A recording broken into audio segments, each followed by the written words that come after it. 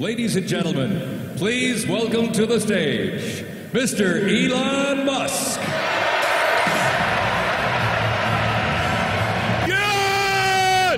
Musk, en ce moment, c'est le nouveau meilleur ami de Donald Trump. Et donc, on a voulu se renseigner un petit peu sur lui et les autres patrons de la tech pour voir ce qu'ils avaient un petit peu dans la tête. Et franchement, vous n'êtes pas prêts.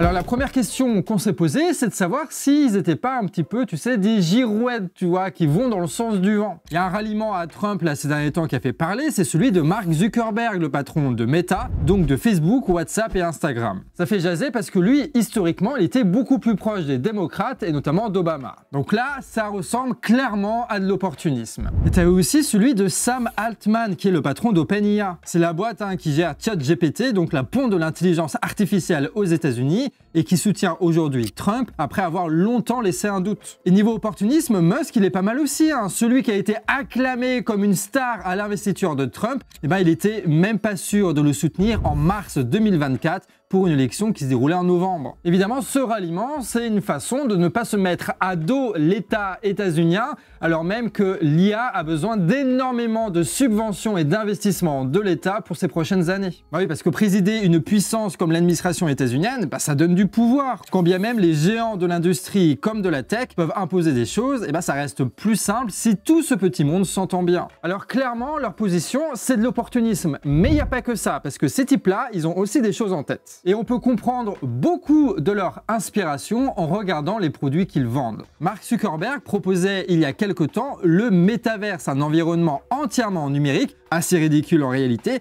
mais qui faisait penser à Matrix dans l'idée. Musk, lui, il propose le Cybertruck, une espèce de grosse voiture boîte de conserve inspirée jusque dans son nom du courant cyberpunk. Dans les deux cas, ce que eux, ils considèrent comme un rêve, en réalité, a été inventé comme un cauchemar. Le cyberpunk, c'est la base par exemple du jeu vidéo Cyberpunk 2077 ou de la série Edge Runner qui y est associée. Et vraiment, ça donne pas envie de vivre dans ce monde-là. C'est une dystopie, c'est pour dénoncer des trucs. You're right, Mom. I know I can. I'll do my best. You got my word. Arasaka all the way to the top. Et Matrix, c'est littéralement des machines qui sucent l'énergie vitale des humains pour s'alimenter en les maintenant dans un monde illusoire. C'est pas fou non plus. Et quand on s'intéresse aux visages qui ont construit la pensée de ces gens, on tombe sur une certaine Ayn Rand, qui est une philosophe très connue aux États-Unis et qui a développé une pensée entrepreneuriale totalement dérégulée. Et quand on voit comment ils se développent économiquement, avec des investissements, avec le côté, tu sais, business angel, refusant toute régulation qui n'irait pas dans leur intérêt, on est clairement au cœur de leur pensée et de leur fonctionnement. Comme tout bon capitaliste, ils développent une pensée où l'État devrait être totalement au service de leur intérêt sans rien leur imposer. Et là aussi, on a une fiction qui s'inspire de ça. C'est le jeu BioShock ou la ville de Rapture qui s'est complètement détruite de l'intérieur à cause justement de l'absence de régulation. Et évidemment, les gens, ils sont pas forcément convaincus par ces idées-là. Quand je dis les gens, je veux dire les gens comme nous, tu vois, quand on voit ça, on se dit ça pue un peu. Donc, on n'est pas convaincus et donc forcément, de l'autre côté, tu as des mouvements sociaux qui s'opposent à ça. Par exemple, les grèves de l'an dernier dans le cinéma états-unien ou celui du doublage en France qui font souvent le lien entre l'arrivée d'une nouvelle technologie, l'intelligence artificielle générative et la future perte de leur emploi. Je suis comédienne. Je suis comédien et je suis la voix française de Morgan Freeman. Et notre métier pourrait totalement disparaître. Ce sont plus de 15 000 emplois. Artistes, production, ingé son, direction artistique, sans oublier les auteurs et les adaptateurs. Si nous faisons ce métier, c'est pour défendre un accès à la culture pour tous. À travers notre sensibilité. De fait, les patrons de la Silicon Valley, puisqu'ils vont détruire des emplois, ils sont vus par énormément de travailleurs comme des adversaires de classe. Et donc évidemment, de l'autre côté, les milliardaires de la tech, ils se disent que en fait, les pauvres, ils sont trop cons, qu'ils comprennent pas leurs projets. Tu sais, c'est un peu comme les macronistes avec la retraite à 64 ans, quoi. Si t'es contre, c'est que t'es trop con, en vrai. Est-ce que vous pensez que ça me fait plaisir de faire cette réforme? Dites-le nous. Non. Mais la réalité, et s'il y a une chose que je regrette, c'est que nous n'avons pas réussi à partager la contrainte. Plus exactement, la nécessité de faire cette réforme. L'idée, c'est que s'ils sont au pouvoir, c'est qu'ils sont plus intelligents et même plus évolués que nous. Et ça aussi, c'est au cœur de leur pensée. Aux États-Unis, on ne parle pas de grands remplacements comme en France avec Zemmour au Bérou, mais de crise démographique comme dirait Trump ou Musk. Et ça, ce serait même plus grave selon eux que le réchauffement climatique. Dans les deux cas, les personnes qui parlent de ça agitent la crainte de la disparition de leur nation, de leur race, des blancs, des occidentaux, à cause d'une menace extérieure, que ce soit l'immigration ou alors à l'intérieur avec le wokisme. Mais est-ce que c'est sincère tout ça? Dans un entretien pour Mediapart, tu as le journaliste indépendant Thibaut Prévost qui parle du livre de chevet des patrons de la tech. L'individu souverain a été écrit en 1997 et c'est l'un des livres de chevet des grandes fortunes de la tech. Il envisage la création, grâce au numérique, d'une super classe mondiale de gens extrêmement riches qui s'appelle l'élite cognitive. Le concept est tiré de The Bell Curve, un livre raciste et suprémaciste sur la prétendue courbe de l'intelligence aux États-Unis. Ces théoriciens, ils expliquent que les très riches et les très puissants sont littéralement des super-héros qui ne font pas partie de la même espèce que nous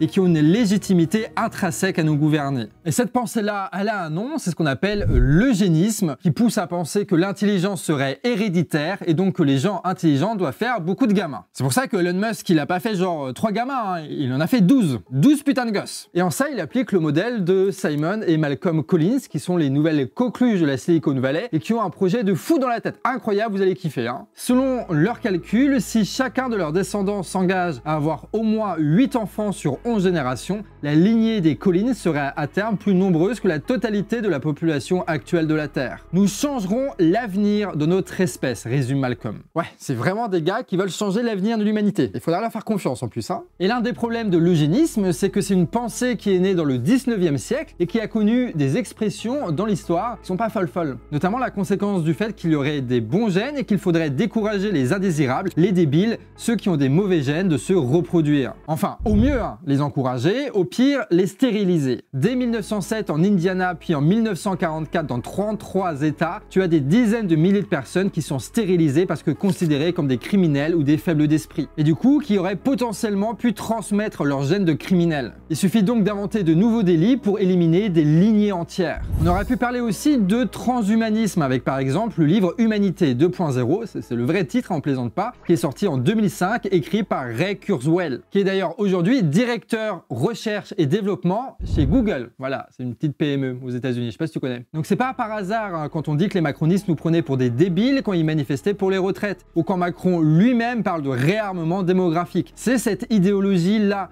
qu'il y a une élite éclairée et que, par miracle, ils en feraient partie. Et l'un des problèmes quand on se croit tout puissant, c'est qu'on voit pas arriver la défaite. Bref, ce que tout ça nous apprend, c'est qu'il y a une pensée qui est en train de se développer dans la Silicon Valley, qui se propage un petit peu partout, notamment chez ceux qui contrôlent les grandes entreprises de la tech. Et cette pensée, elle vient justifier le fait que ces gens-là devraient avoir tous les pouvoirs, à la fois économiques et politiques. Ce qui en fait véritablement des adversaires de classe. Voilà, c'est pas des copains, des gens-là, vraiment pas du tout, mais vraiment pas du tout des copains. Et donc, il va y avoir dans ces prochaines années une véritable bataille, et notamment une bataille de classe qui va s'organiser et qu'il va falloir pousser entre ceux qui veulent nous dominer et nous qui voulons vivre librement de notre travail. Parce que pour rappel, hein, c'est pas parce que les puissants ont un plan que ce plan va forcément s'exécuter à la perfection. Hein. Ce sont des gens qui sont quand même extrêmement arrogants, très confiants en eux et qui vont pas tout contrôler.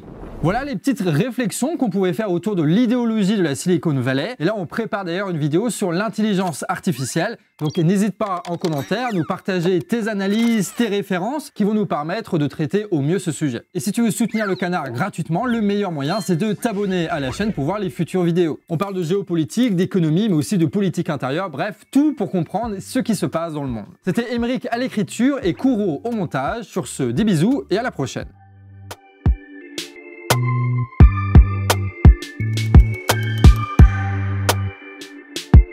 Ouais.